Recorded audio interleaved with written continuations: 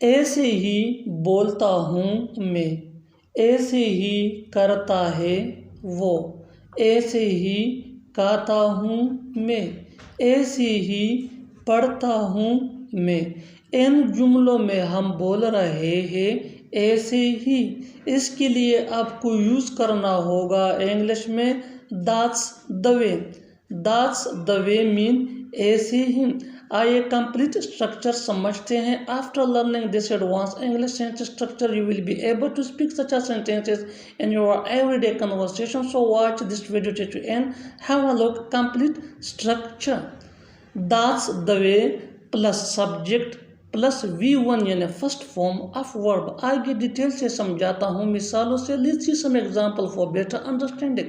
Do remember that practice is very important for learning. ऐसे ही बोलता हूँ मैं, that's the way I speak, that's the way I speak. ऐसे ही करता है वो, that's the way he does, that's the way he does.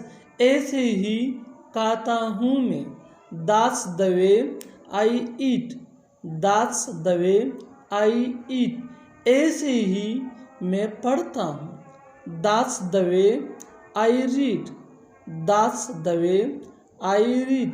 ऐसे ही खाना बनाती है वो, that's the way she cooks, that's the way she कुक्स।